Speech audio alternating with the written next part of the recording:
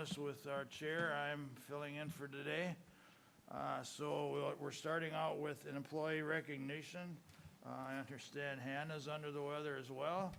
Go ahead. Okay, good morning, Mr. Chair and Board. I'm proud to be here today to recognize Doug Munch, who is one of our jail sergeants and is retiring after 29 years of service. Doug, come on up.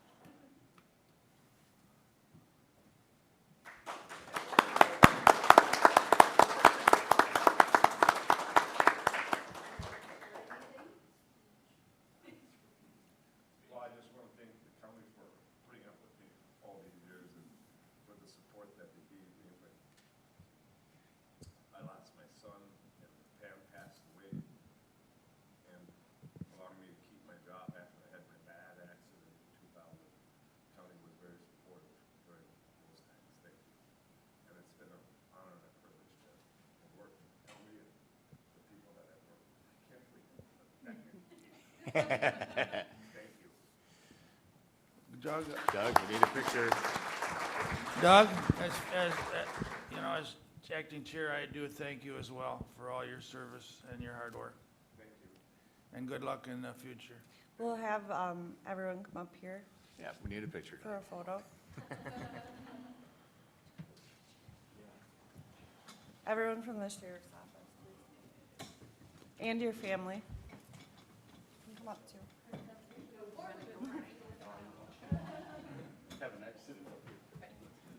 You got it, Stefan? Are they gonna be up here or in front? Congratulations. Thank you. Thank you. Thank you. Oh, thank you.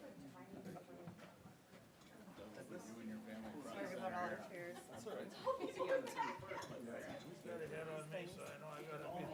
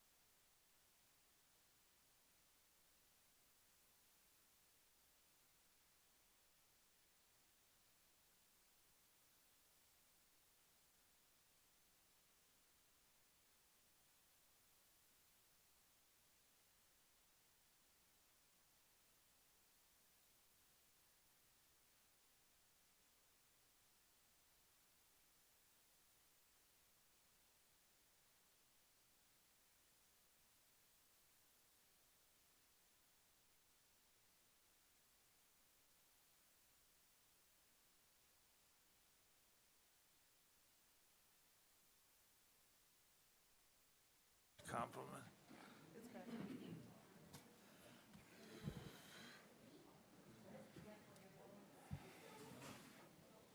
All right, thanks again, Doug, for your service, and we'll move on to consideration of agenda items. Is there any additions or corrections? No changes. Is there a motion to approve? Second? Motion made by Commissioner Wright and seconded by Commissioner Schmalz. Mr. Chair, Go ahead. I do have additions for the workshop agenda, but not for the regular agenda. Okay, fine, we'll do that on the consent. Okay. Motion made and seconded for the agenda. Is there any discussion? Hearing none, all in favor say aye. Aye. Aye. Opposed, motion carries. Consent agenda. Mr. Chair, I have additions for the workshop agenda. Okay, 3 items. Discussion regarding slow no-wake zone ordinance and Border County shared waters. Because of the change in Meeker County with their slow no-wake zone, they asked for discussion, especially on Bell Lake, since we share that body of water. Our membership for the Transportation Alliance, we would like to have discussion for that. And then the rifle zone change hunting discussion as well. is there any more additions? No other changes, Mr. Chair. Hearing none, is there a motion to approve the consent agenda? Mr. Chair, I'll move consent agenda with the additions that Administrator Murphy mentioned. Motion made by Commissioner Smalls, is there a second? Second, by Lori. Any discussion? Hearing none, all in favor say aye. Aye. Aye. Opposed, motion carries. All right, extension. Kieran and a crew. Welcome.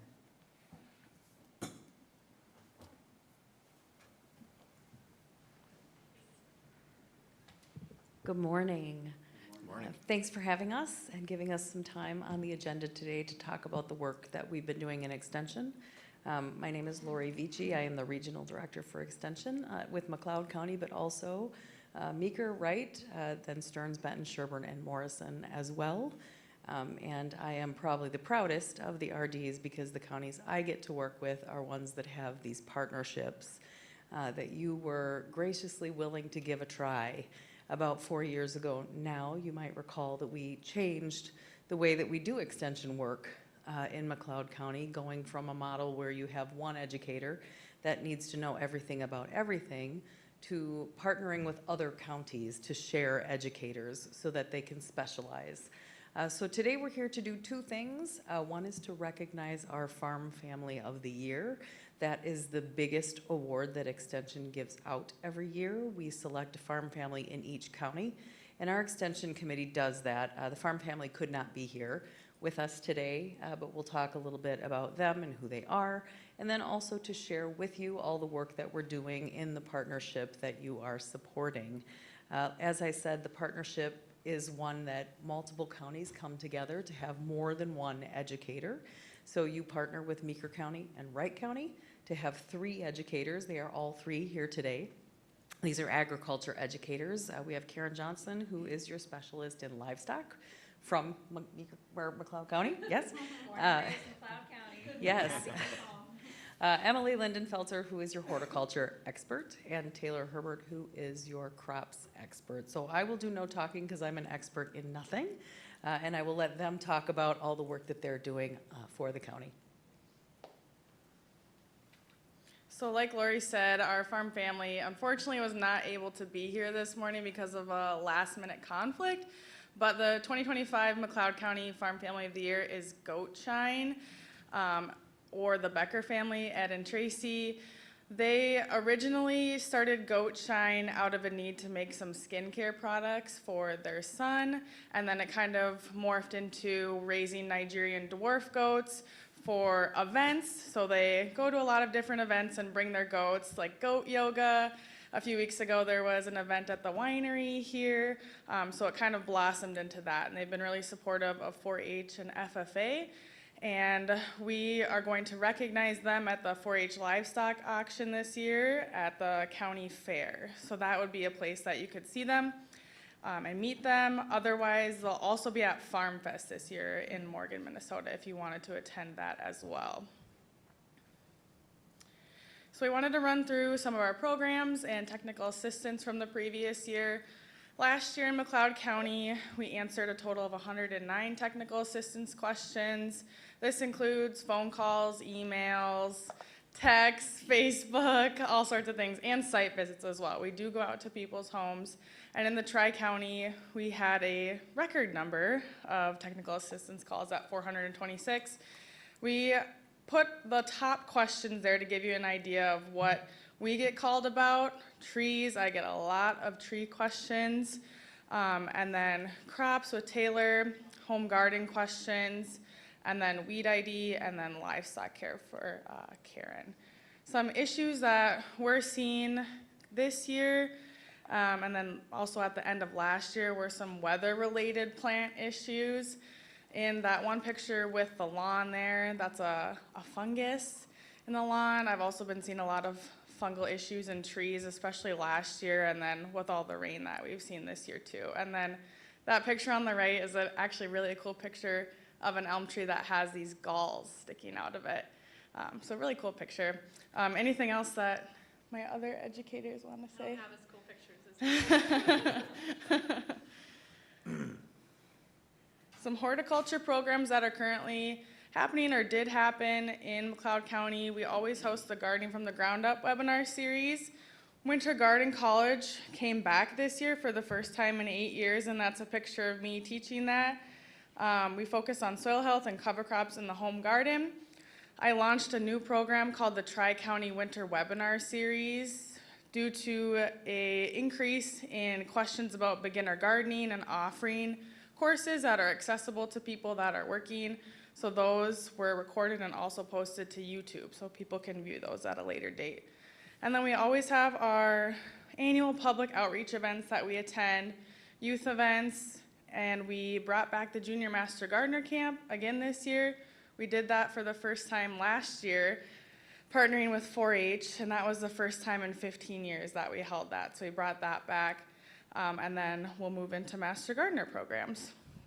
So currently today, we have 28 active members and 3 interns. From 2024, our volunteers recorded about 2,100 volunteer hours in McLeod County, and that came out to about $76,000 that was brought back to McLeod County and helping folks out. Some of our big program highlights, we expanded on gardening knowledge for free. Our Garden Magic event was held again this year at a night event, and you can see in the top right corner, that's Garden Magic. Our Hutchinson Farmers Market is really popular, and Chris at the bottom there is working with the kids at the garden out there.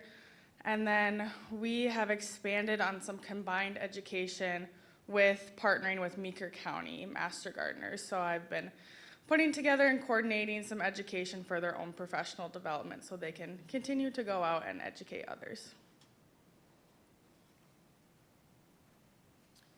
All right, shifting gears here, talking a little bit about some of the livestock programming that's happening in the county. The last couple months, I've been taking quite a bit of my time developing a program for the city of Hutchinson. They are doing backyard chickens and allowing residents to get them. So one thing that they asked me to do was to put together a educational video that folks could take part in ahead of getting their license, so they have that base education before they get poultry, and have them implemented into the city of Hutchinson. I'm hoping to get that officially shared by the end of this week and have that be a part of their future as they continue and explore having backyard chickens.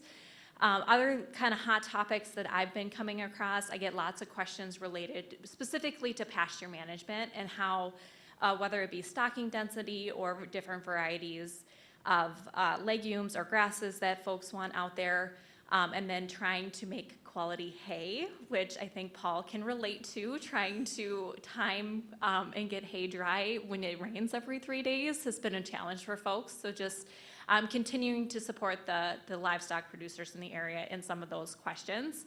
Next, you can see my background is in dairy, so I do focus quite a bit of my time to support the dairy industry here in McLeod County as well, and you can see some of those programs listed. In addition to elevating many of the statewide programs through extension that I'm able to bring down as well, whether it be beef quality assurance, some of our goat and sheep webinars, and poultry webinars.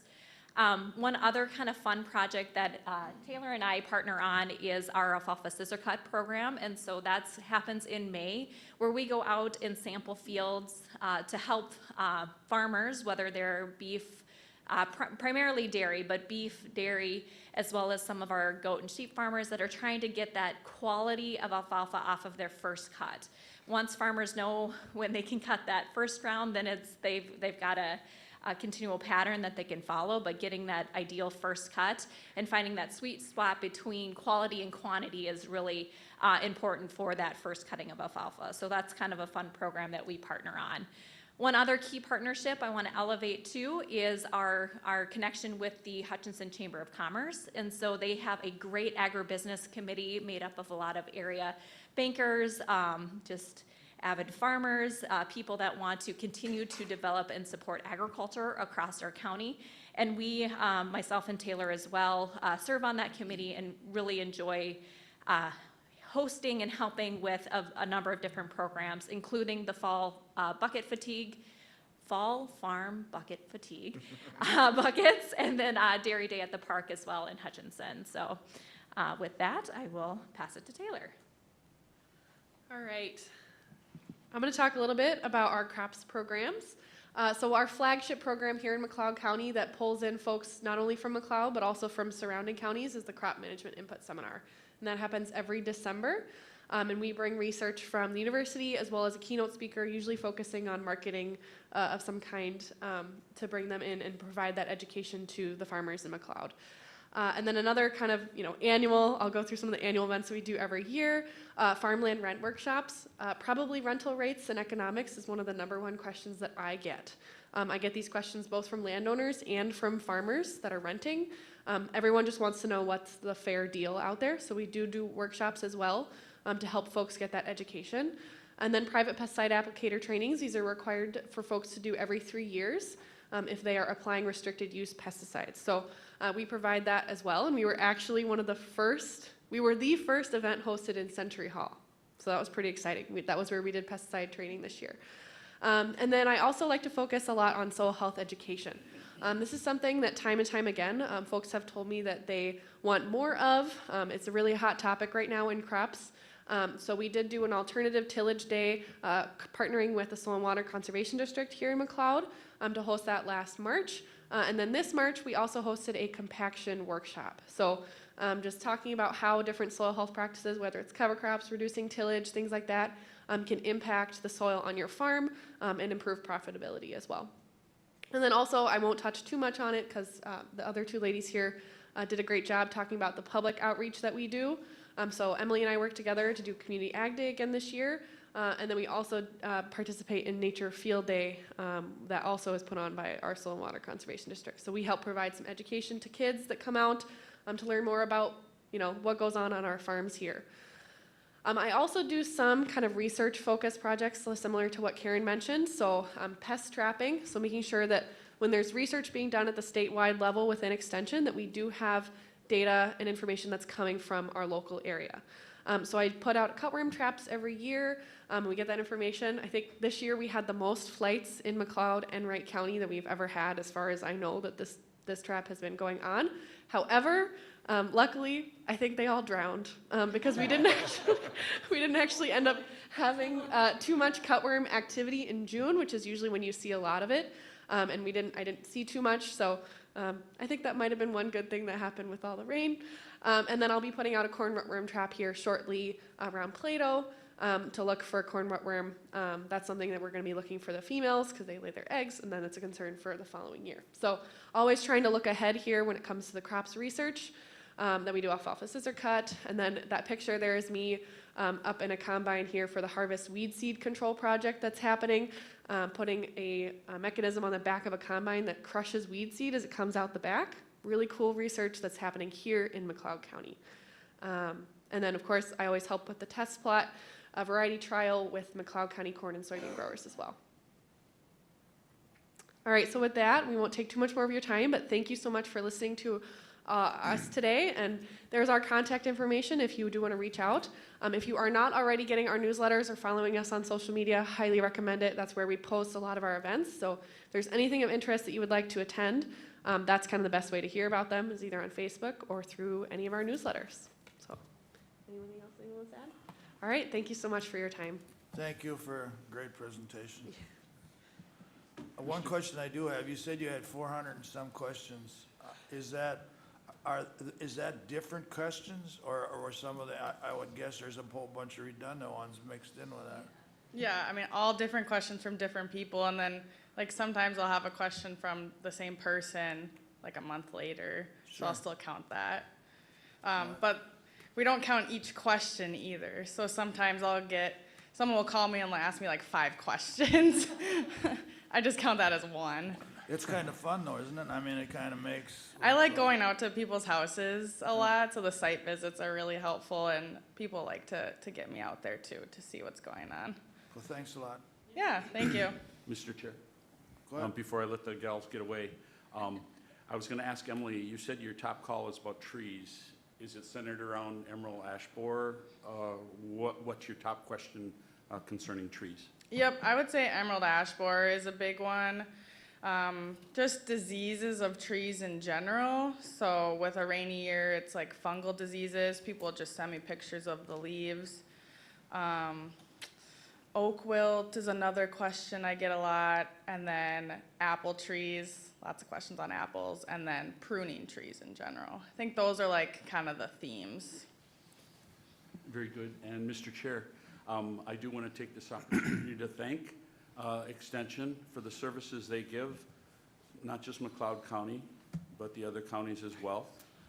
It's a great resource for people to be looking up. I also want to reference for the public who are watching this morning that it's not just for the farm community. It's for all residents, whether you live in a city or a farm. So keep that in mind when you have questions. That's why you ladies can serve the way you do. So thank you very much. Thank you. Just want to bring Thanks. up a couple Go ahead. points before they disappear. So, this spotlight that we do in July has always been a highlight for me. I get to hang around the extension office quite a bit, and what these three ladies bring to the table is, I think, is to them it's more than just a job. It's a passion for each one of them, and I really appreciate their dedication to service. But what makes what we saw here today unique is that if we go back in time, an extension agent was the jack of all trades. It was one person that did all of this. And maybe Lori wants to fill in a little bit more, any of you can, but what we have here in McLeod County is a tri-county relationship with Meeker and Wright, which allows us to share a specialist in horticulture, a specialist in livestock, and a specialist in crops, which we saw each one of those three here today. And I will admit, when we came up with that model, I wasn't so sure. I was one of them that was like, I wonder how that's gonna work, but it's worked perfectly. It's worked absolutely awesome. And again, just bring up the dedication to service that these ladies create, and we're kind of missing our good support staff, Lauren, as well, and being to congratulate her and how she approaches her job every day. But this is a fantastic group, and what they bring to our constituents is this investment. We get it back so many more times over and over again. It's unfortunate our farm family couldn't make it today. I know the Beckers very well. They're very well deserved on what they do. But huge thank you for your update today, and keep doing your great work. So. Thank you. Mr. Chair, if I may, Go ahead. I'm going to step in as the new commissioner, so thank you very much for bringing this today. I'm also from the city, the big city of Brownton, so, I guess I'm very naive, and like Nathan said, it isn't just for the country folk, it's for the city folk too. So, I didn't realize we do not have chickens in Brownton yet, but if we do ever, probably gonna get a hold of you to do the same thing maybe you did for Hutch. But I appreciate this. I did not realize you guys did that much. In my mind, it was 4-H or, dairy farming back in the day maybe. I don't even know, but I do appreciate it. So thank you, keep up your good work, and try and reach as many as you can. Thank you. Thanks so much for your time. Thank you, and Thank they do you. it with enthusiasm. That's Yeah. Thanks again. All right, we'll move on to Sheriff's Office, I believe. Yes.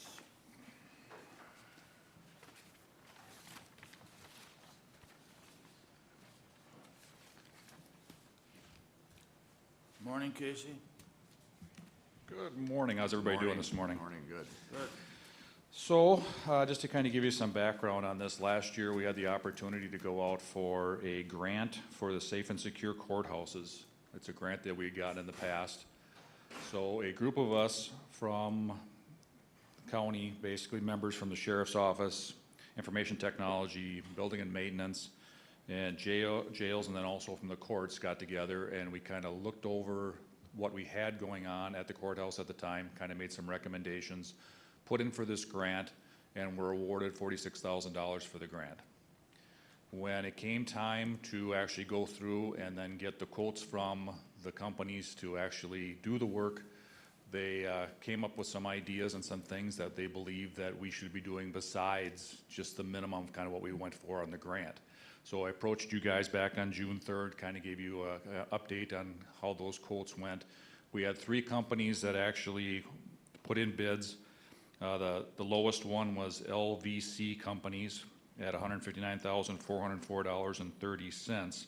The next company that came in was $206,755, and then the third company declined to actually put in a bid, so we only had 2 bids. So some of the things that we're looking at doing for the security improvements for the courthouse, and these just a few of them, we're looking at doing card access for 13 additional doors compared to what we have right now, so adding those. Adding another 11 cameras, and then upgrading some of the old cameras that we have. 6 of those, they're getting kind of grainy and they're outdated, so it's time to replace those. And then one of the biggest parts of this is that a software upgrade that we need to do to make everything kind of work together. So what we're asking for today is, we also went through afterwards, when I met with you guys on June 3rd, we kind of started looking for some funding sources. And we were able to find revenue sources to actually cover all those. And so with that then, what we're asking for is for you to approve the quote for $159,404.30 then for the LBC companies out of Minneapolis. I got a question before I'll ask for the wishes of the board. Matter, and not to sidetrack Casey, but I see you've been working together with this. Are you confident in the equipment that he's talking with? As Yes. far as our IT man? Yes. Okay. Board, your wishes? Is there a motion to approve? Mr. Chair, I'll move request. Go ahead. Motion made by Commissioner Schmalz. Is there a second? I can second that. Second by Commissioner Wright. Any more discussion? Just want to Go say ahead. I do appreciate Casey's comments. Looks like a lot of homework went into this, so thank you for that. It did. Go ahead. Commissioner Schmalz. And Mr. Chair, I think when it comes to making these investments, timing is everything, right? So I mean, there's some grant funds available. And from where I sit, I don't want to push these things off too far down the road because, like I said, I think timing, if the time is right, that's probably when we should make these improvements. So thanks for doing the research and thanks for bringing it before us today. Absolutely. I will echo that in discussion. I mean, for me at least, the building kind of gets pushed back because we're here now, and it's a very important and secure work that needs to be done, and it's, I believe as well that it's a good investment. All in favor of the motion, say aye. Aye. All opposed? Motion carries. Thank you. Thank you. Information and technology. Good morning. Morning. I've got 2 items this morning.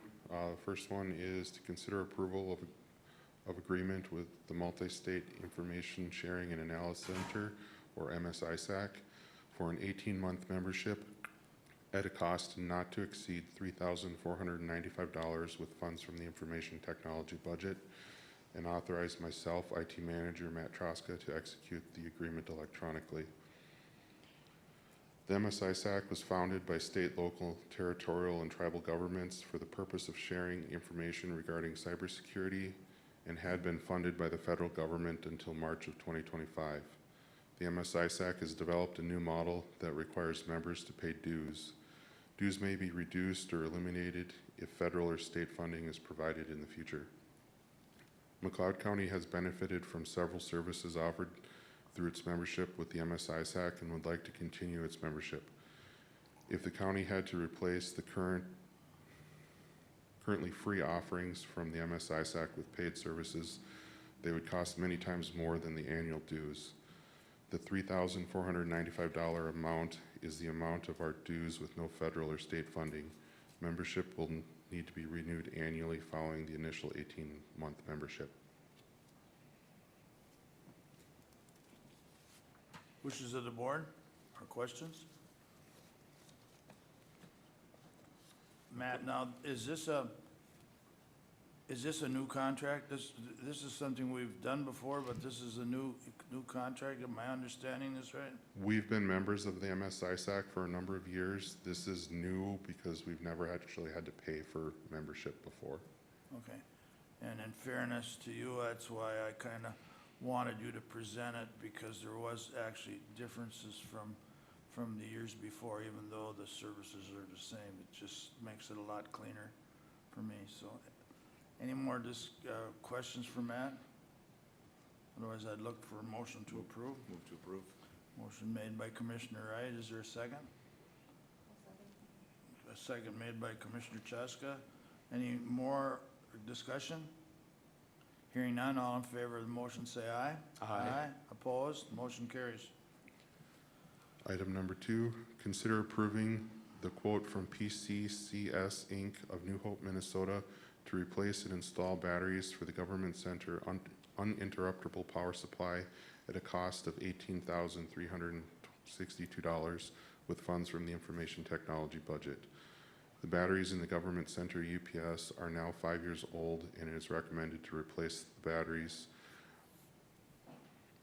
The batteries have a typical lifespan of 4 to 6 years. A second quote was received from Gray Bar of Brooklyn Park, Minnesota for $27,180. Wishes of the board. It's, for me, I've dealt with some of this stuff before. 5 years, I guess, there may be some good ones in there, but the bad ones take care of, kind of ruin your whole system. So go ahead, Commissioner Smalls. Yeah, Mr. Chair, and Matt, I'll ask the hard question, right? Are these batteries special? Let's say, you know, we're gonna liken them to a car battery, but what makes these batteries different, and why is the cost what it is for these batteries? So the batteries are special in that they're, you know, specific form factor to fit with inside the system. I believe they're the same basic technology as a car battery, but again, they're shaped differently. They're shaped uniquely to specifically fit in the system. And it goes without, I guess, without saying they are rechargeable, and they make them a little bit more like your, what would you call it? It's a long-term deep reduction type battery, but go ahead, Commissioner Chaska. And you are going to do this during working hours? Correct. That's your intention? Okay. Any more discussion? Hearing none, all in favor say aye. Aye. I don't know if that's a motion, do we? Do we have a Did motion? we, well, is there, then I'll ask for a motion. I thought I was thinking I had one. I'll move request, Mr. Chair. Okay, motion made by Commissioner Smalls. Is there a second? Second. Second by Commissioner Wright. Any more discussion or questions? Hearing none, all in favor say aye. Aye. Aye. Opposed, motion carries. Thank you. Thanks, Matt. Public Works, John. Morning. Consider approving the estimate from Shower and Sons Construction Incorporated of Glencoe, Minnesota to install a sidewalk at the McLeod County Fairgrounds at a cost of $9,450 with funds from Fairgrounds capital budgets. With the completion of Century Hall, the northeast parking lot is being used by guests for events held in the building. There is currently not an Americans with Disabilities Act compliant route for visitors to access the building from that lot. The Fairgrounds Commission reviewed this project and supports its completion. A second quote was received from Creative Curb of Watkins, Minnesota for $21,700. Thank you, John. I just wanted to emphasize the difference in the quotes, and I'm very happy to see that's a McLeod County contractor that has the low quote. I don't know if that has something to do with it or not, but it's quite a difference. But just my comment. Wishes of the board? Just one quick question. Go ahead. Will this be completed before the fair? Are we gonna wait on that, or? As of right now, they're planning on completing it next week if approved. No, good. Move to approve. Motion made by Commissioner Wright to approve. Is there a second? I'll second it. Seconded by Commissioner Smalls. Any more discussion, questions? Hearing none, all in favor of the motion say aye. Aye.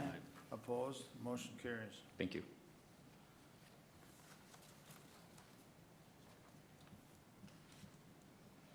Morning. Morning. You're Auditor Treasurer Connie. Thank you. You're exactly on time today.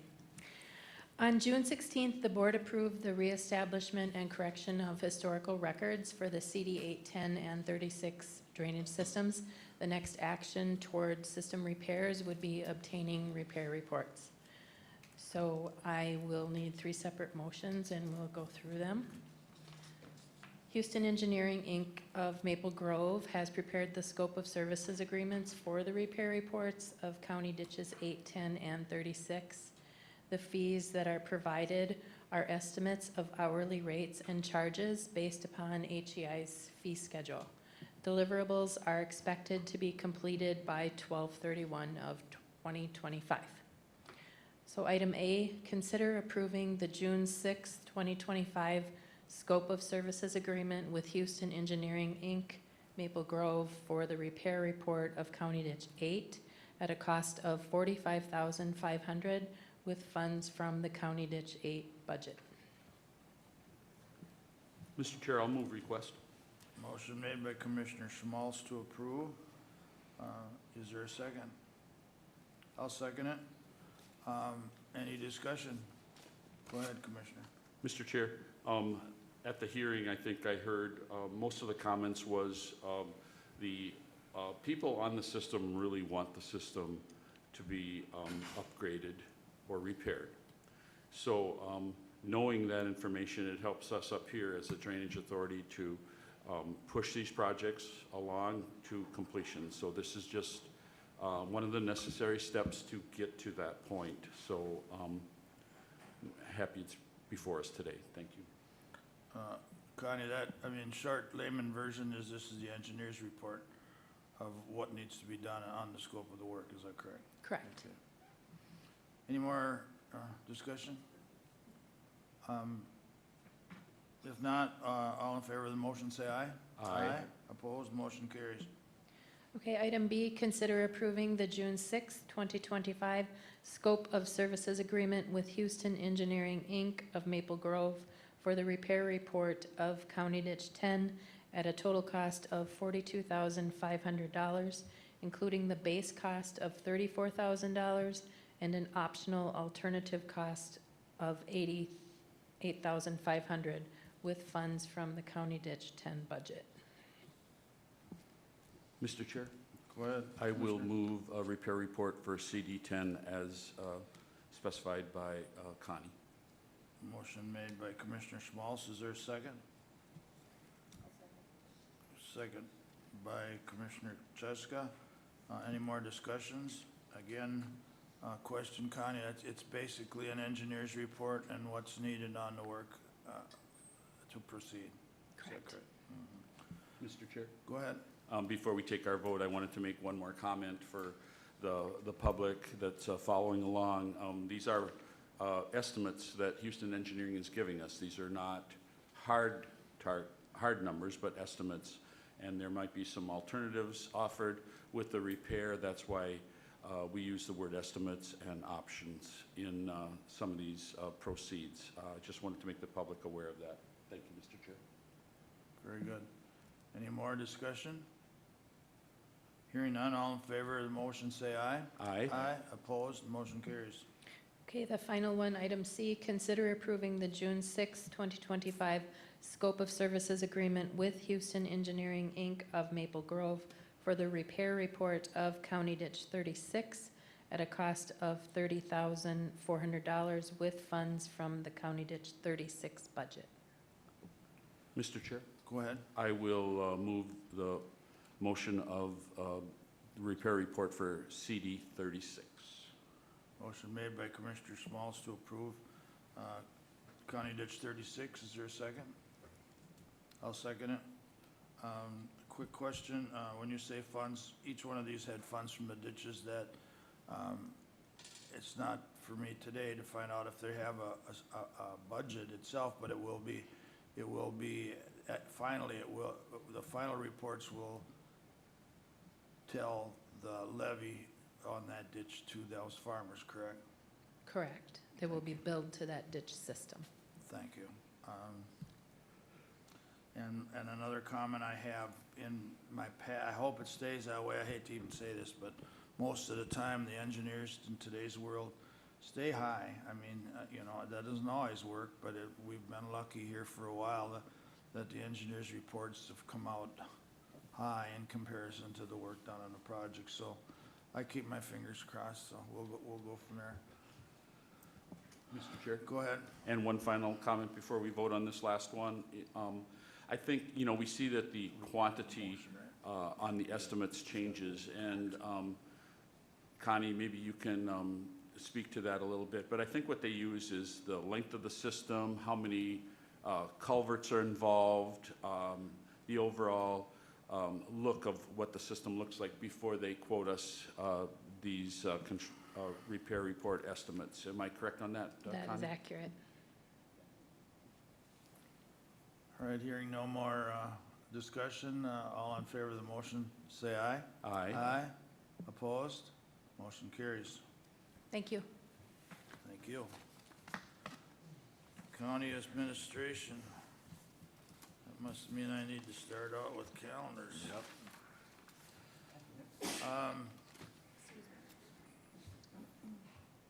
Since our last meeting, well, of course, we had a workshop right after the meeting, and on the 12th, I believe it was, Commissioner Wright and myself drove out to look at a farm that's in the midst of a transaction with, well, quite frankly, Pheasants Forever, and some challenges that are happening there. And on the 10th, I did agenda review. On the 11th, I attended by Zoom the Transportation Coalition Alliance, and I have been a little slack on that since we got 212 going. That wasn't always a subject that kept me going, but there's a lot of other things right now going on with the Transportation Alliance or Southwest Transportation, and some repair work that needs to be done on the new sections of 212 that were completed from Cologne to Carver. They had some information on how the traffic changes were going to be done on the part they're working on right now. So, I mean, there is quite a bit, and actually, again, that doesn't quite impact us like 212 does. There's a lot of work on Highway 5, and then there's some there are intersections of, for instance, 41 and different that will really, and 7, that will really impact the big picture of transportation from 212 to 5 to 7. I mean, it all kind of works together. It'll impact us because 7, in my opinion, is quite full, or you know, there are a lot of traffic on there. So as 212 gets done, there's a lot of cutting across the 212 from 7 or from Hutchinson and west. But that are some of the things that we discussed at that meeting. I did write down some funding, and I also wrote down some expenses. It is quite mind-boggling when you look how much stuff costs, and they are having just some issues already by Bongards. Their existing road is sinking, so there's quite a bit more sand has to go in. I don't think it was a surprise, well, not for me at least. It's been sinking for 50 years that I've been driving on it, but however, it's just things to point out, and that's what that coalition does. So, and then I fielded a number of calls. It's just more of a public announcement. I fielded a number of calls on Ford Avenue. Ford Avenue is no longer our road, and it was done. We do have a maintenance agreement on part of it, and I believe, from what I was told, some of that spring maintenance was done, and the part that isn't done is actually the responsibility of the city. That was done in trades with the road structure we've done from 3 to Hennepin to, it was done and documented several months ago, actually, and it's been in process for a long time. So you may want to check, at the end of the day, you may want to check where County Road 2 really runs through the town. Now it has changed, so that's all. I mean, it is a booger right now because obviously Hennepin is down 33, not 33, but Andrew, what is the county road past the 83? Okay, that one is, I mean, they're all under construction, so follow the signs. We've had some people that I know, checking them out pre-time, because you gotta go to the hospital kind of the old back way. And we're very conscious of trying to get a route there, so then they change pretty short, so again, watch the signs. That's all I have. Okay, since the last time we met, I think Commissioner Kruger brought up our landowner meeting that he and I attended, and I think a lot of the concerns there with when land goes into some of these conservation ownerships, especially when it goes to either the DNR or on the federal level, it's that they just don't take care of the drainage. And that's probably the biggest concern out there is there's not a financial commitment like there is throughout the rest of farm country to maintain adequate drainage, and they just literally make it almost impossible in order to go in and help fix those needs. And so I think that's what really is a lot of the concern when that happens, and I have a feeling that we're going to start to see a lot more of conversations based on that down the road, especially with this particular parcel. After that, conducted interviews for the opening on the High Island Watershed Board, and we'll be seeing our next action item to approve our candidate on that. Yesterday, McLeod County Feedlot Committee met, and once again going through the concerns of making some changes to the out-of-county manure spreading. We are watching that Minnesota Pollution Control Agency is looking at revising some of the rules with that, and they're actively taking comment throughout the state of Minnesota on some of this, and so we are looking at potentially making some changes here, realizing that within 1 or 2 years down the road, the state Minnesota Pollution Control Agency through their statute 7020 definitely could be making some changes that we have to go right back to the drawing board again and adhere to. So we'll be meeting again in September to see if the needle has changed at all with some of the some of the input that the state has been taking, with kind of a eyeball on the calendar of somewhere in that November, December to maybe look at a public hearing date if we're going to make any changes to what we have here at all. After that meeting, then met with administration on our economic development committee and the topics and some ideas that are boiling up to be action items on that. So that's about it for me. Commissioner Smalls? Thank you, Commissioner Wright. And again, like Commissioner Wright referenced, we had a county board workshop here after our last board meeting on the 1st of July. And then on July 2nd, I had a CHAT steering committee meeting here at the Government Center. CHAT is a steering committee that operates under our CHB. They come up with some community-driven ideas, and we do have some not just county representatives, but also some of the citizens of our districts as well are part of that chat group. Prime West did not meet in July, so I kind of was happy about not having to drive to Alexandria for Prime West. We'll be meeting again in August, and that meeting will be the first Thursday in August. On Tuesday the 8th, I was invited to join the department head meeting here at the Government Center. That meeting looks at the past and does a little bit of a review, and we review also future options that department heads might be looking at for McLeod County. We have a construction project going on in my district, both in Bergen and Winston Townships. County Road 1 construction. Knowing that we were under construction and paving was starting, I attended the Bergen Township meeting along with our Assistant County Engineer, Jaden Evenson. We were well received at that meeting, and everyone who had questions, I could direct them right to Jaden, because Jaden is more or less running the job here in our Public Works. And maybe I'll take the opportunity to call Andrew up to give us an update on where the construction is at today, right up to the minute. So I have fielded a few calls regarding construction and traffic due to construction. And also I had to visit a parcel owner on CD10 to look at some issues that he's concerned about when we do the repairs on CD10.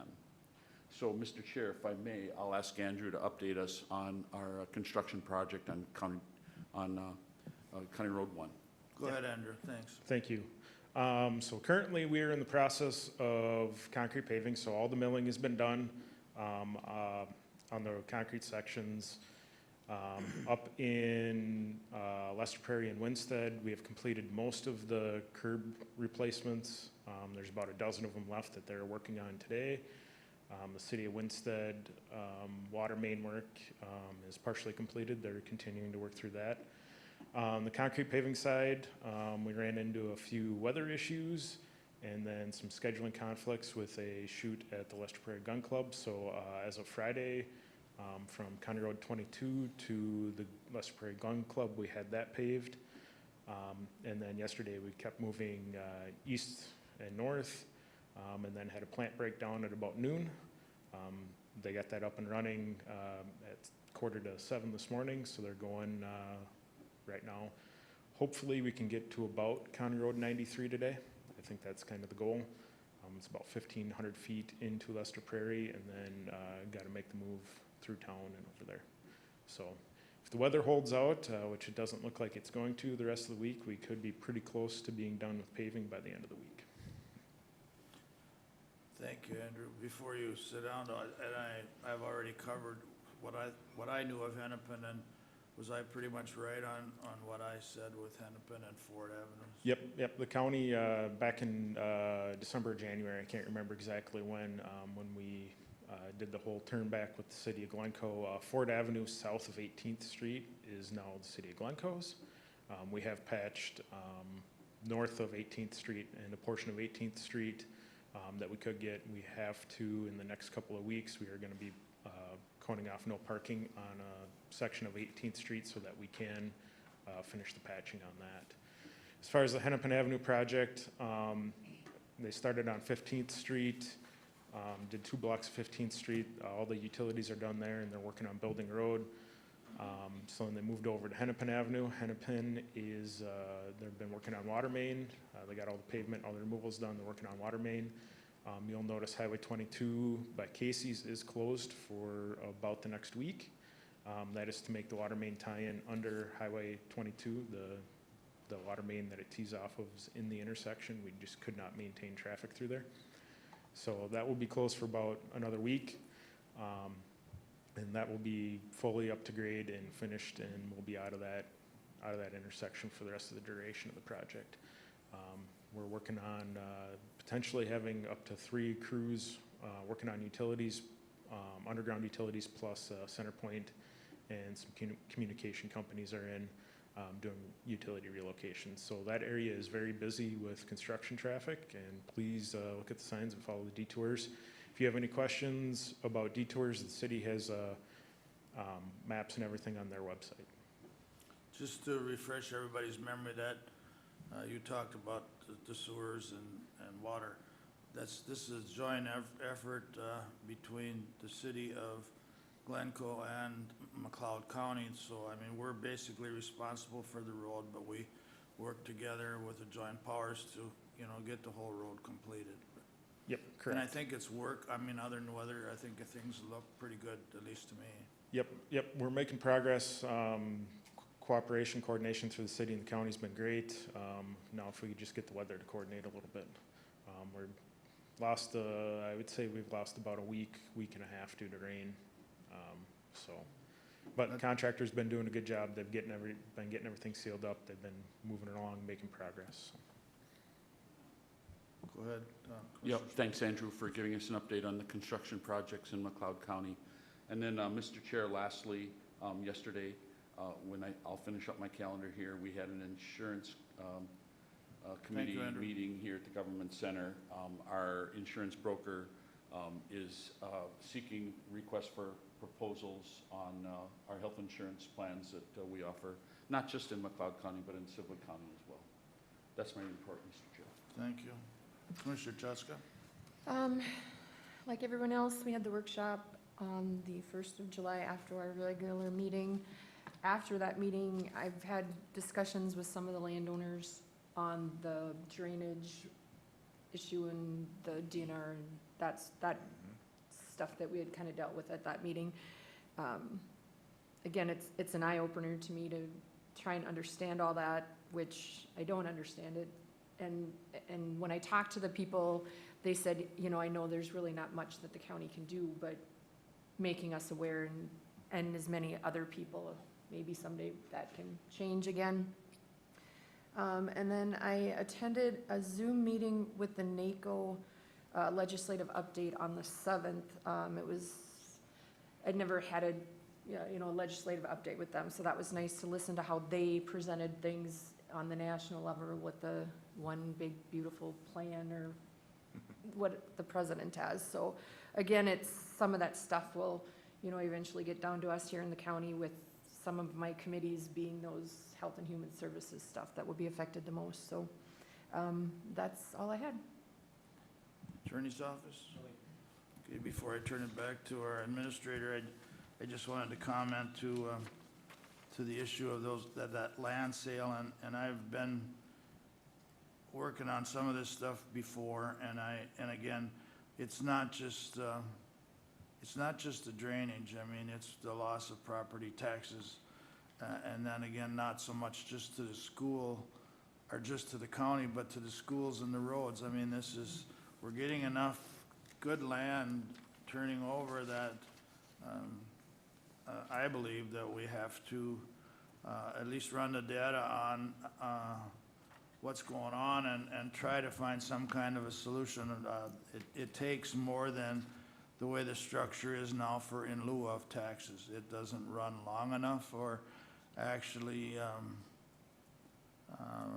it's not able to follow the increases that the schools and counties and roads are impacting. So it's just something to look at, and I'll continue to do that. I don't like to be a thorn in people's sides sometimes, but we may have to be a pioneer. I mean, there's some things people are not sure what we can or can't do. We may have to poke the bear a little bit and find out what is legal and what has just been procedure policy for a long time.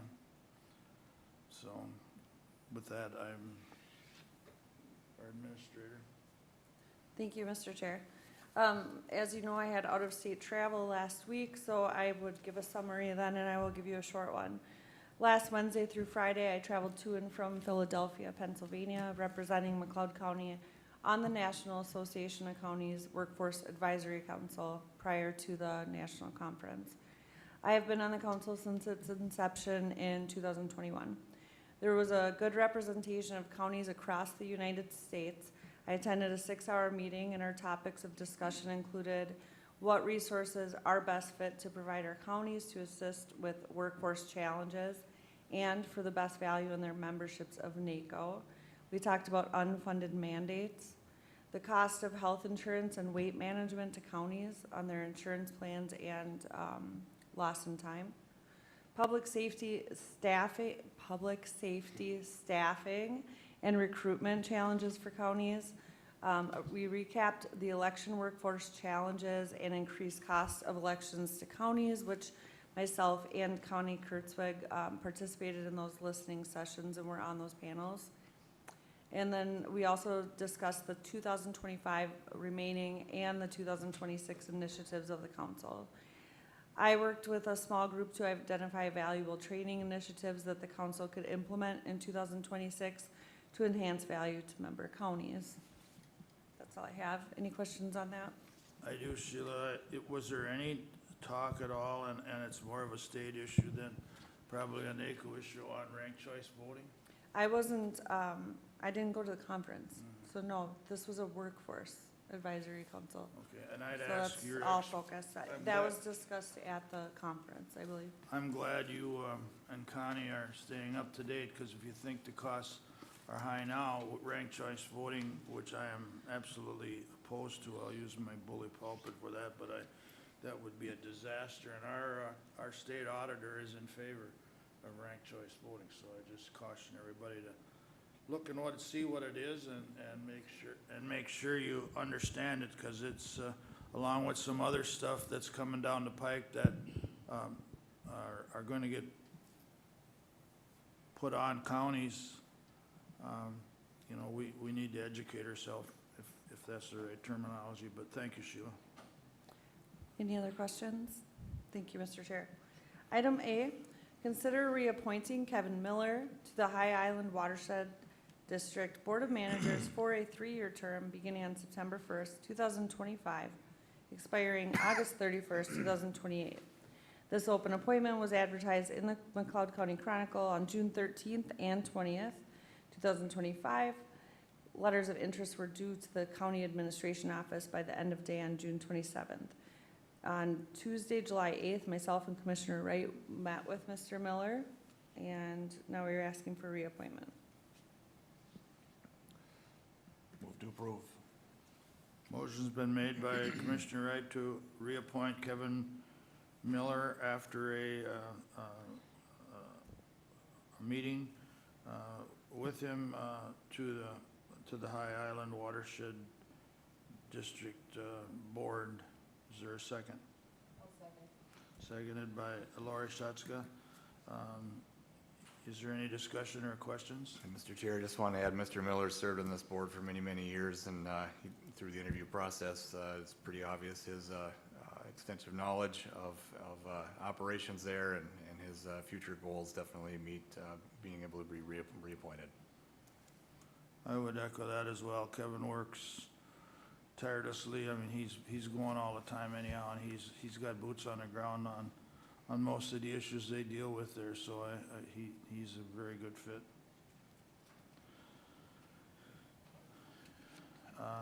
With that, is there any other questions? Is there, all in favor of reappointing Kevin, say aye. Aye. Opposed? Motion carries. Thank you. Item B, notification of McLeod Drainage Authority informational landowner meeting on the redetermination of benefits of County Ditch 3. There will be a presentation by the viewers in the Martin McLeod Boardroom here at the McLeod County Government Center today, Tuesday, July 15th, 2025 at 1:00 p.m. The address is 520 Chandler Avenue North, Glencoe, Minnesota. Item C, notification of McLeod Drainage Authority final hearing on the redetermination of benefits of County Ditch 3. The Drainage Authority will accept public comment regarding the redetermination of benefits here in the McLeod, or the Martin McLeod Boardroom at the McLeod County Government Center, again at 520 Chandler Avenue North, Glencoe, Minnesota. And that will be on Tuesday, August 12, 2025 at 11:00 a.m. Item D, notification of board workshop, if needed, at 9:00 a.m. Tuesday, July 29, 2025 at the McLeod County Government Center, 520 Chandler Avenue North, Glencoe, Minnesota. At this time, we do not have anything on the agenda for that meeting. However, when we have the 5-week months, we do reserve it in the case that we would need it.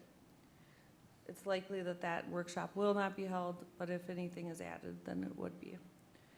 Item E, notification of board workshop following the board meeting on Tuesday, August 5th, 2025 at the McLeod County Government Center, 520 Chandler Avenue North, Glencoe, Minnesota. And that workshop is expected to be held. Thank you. And just a comment on that, I'm one that we like to keep the notifications of workshop, and we try to, we hate the idea of some short topics for the workshop, but with open meeting law and trying to get things done in time, we can't always wait. It's a month delay sometimes if we follow a different procedure, but I'm an advocate of keeping doing that, so, just a comment with that open forum. Anyone from the public wish to address the board? Seeing none. Press relations, any questions? Thank you. With that, I'd like a motion to recess it for the next county board meeting at 9 a.m. on Tuesday, August 5th at the McLeod County Government Center, 520 Chandler Avenue North in Glencoe, Minnesota. Move recess, Mr. Chair. Motion's been made to recess from Commissioner Smalls. Is there a second? Second. Second from Commissioner Wright. Any discussion? Hearing none. We are recessed until August 5th.